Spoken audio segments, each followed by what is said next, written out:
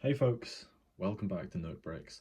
This is my second and for now final version of my modified 2025 LEGO Star Wars ARC-170 Starfighter. There are a couple more changes that I've made since the first video, and on that first video, by the way, thank you so much for the response. I feel very encouraged and keen to go forwards with the channel and showing you more of my modifications and my own creations as well. I've made a couple of small changes to the nose especially and the ends of the cannons, as well as a couple more colour changes here and there. I'm going to showcase them briefly in this video, but you'll be happy to hear if you're interested that in the video description you should be able to find a link to my rubricable page for this model that has the instructions, the parts list, and I'll upload the Bricklink Studio file as well. So if you want to open up the set, tweak it more, make your own modifications before you order the parts, then you should be free to do so. Yeah, so I'm going to spend the next couple of minutes just showing you the small modifications that I've made, but please do subscribe if you want to see more modifications and creations that I am making out of Lego and thinking about sharing with other people. And please do check out the rubricable page as well. So as I said, ends of the cannons I've updated slightly to include this 1x2x2 black slope piece. I've been umming and ahhing whether I prefer this to the previous one, which has had two of these Technic connectors at the end of the wings. But if you look at the source material, it does have this sort of funnel shape at the end of the cannon, which is not perhaps as slim, sort of slimline and cool as the sort of a straight barrel, but it is quite unique to this ship, and so I did want to capture it in some way. And I've seen lots and lots of other people use this part in different ARC-170s over the years, so I thought I'd do the same, and I'm quite happy with how it looks. I've also changed the cannons on the back. Initially I had sort of a 4-long Technic bar running out of the ball and socket piece with a Technic pin on the end. I just found that that's quite a loose construction, and when I was trying to move it around, the Technic pin would slip up and down the bar, and it just wasn't the most stable. So I've gone back to this sort of longer staff hilt piece, and I've just included a 2-long bar in the middle to connect it. It shortens it slightly, but I think overall it's a cleaner, more sturdy and reliable look. I've also updated some colours. So if I remove this stand and shut the wings, you see on the underside this is all white now. I've included a lot more white around the bottom just to give it that bit of a cleaner look. And whilst I've got it off the stand, let me show you the stand as well, just because a couple of people in the comments wanted to see it. I brick built all of my own stands. I don't have a particular design for them.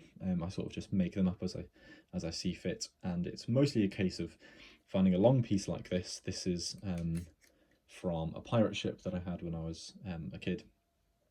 I try and find the sort of long, sturdy Lego pieces that I can use to bring the height, to elevate the set a little bit, and then it's just a case of creating a base to that piece that gives it a bit of stability. So in here, I have a long axle that runs through this large mast piece into the bricks at the bottom, connecting this down onto a plate, and then as the ship sort of leans this way, sort of the weight, because of this hinge at the top, because of the weight comes this way, I've just put some bricks on the bottom to sort of balance it out. So if it leans this way, these bricks push it back.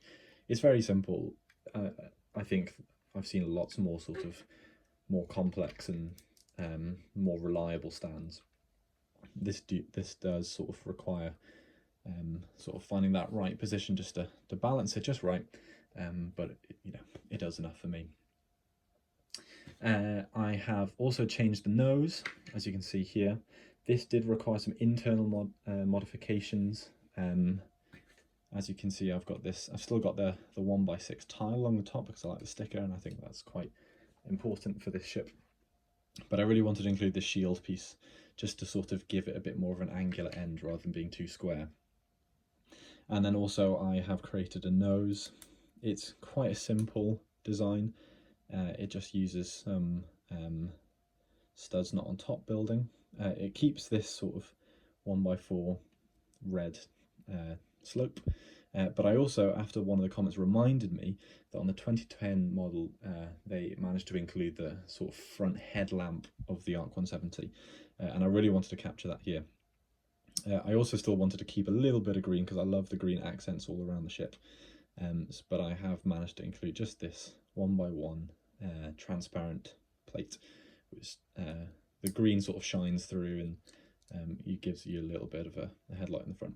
It's slightly asymmetrical, as you can see, because of these studs not on top building, but from a distance you can't really tell, and I think it's just quite a simple and elegant solution to extending the nose a little bit and making it more angular rather than sort of a complete square.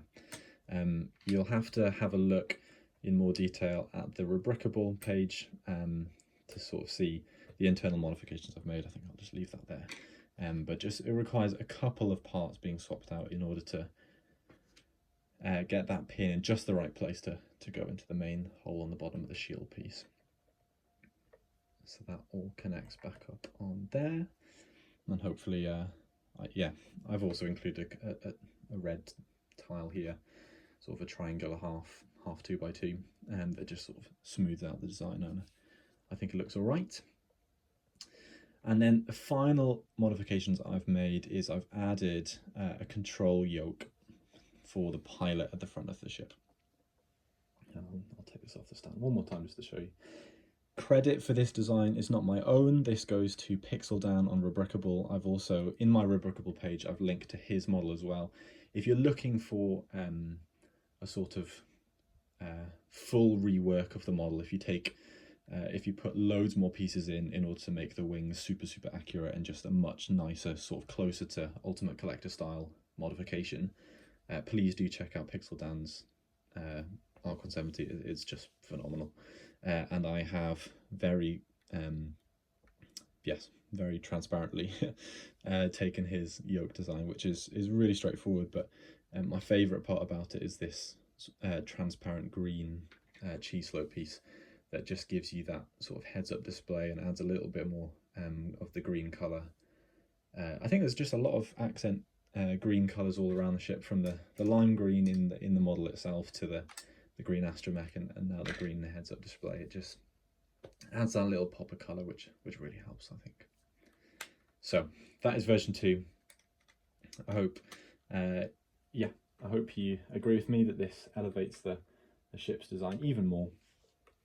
And if you like it enough, then please do head over to Rebrickable and download the instructions and the parts list. Do let me know down in the comments if you decide to make these modifications too. That would make me very happy to know that other people think that this is a good improvement on the original model. And please do subscribe for some more content. I will definitely at some point in the future be looking to update the wings just a little bit, just to round it out and make it as accurate as possible without completely tearing it apart and reworking it from the ground up. And I do have some other content that I'm thinking about sharing, including that buzz droid, which I mentioned in my first video. So please do subscribe. Hopefully lots more fun LEGO content on the way. That's all for now. Thank you so much for watching, and I'll see you again next time.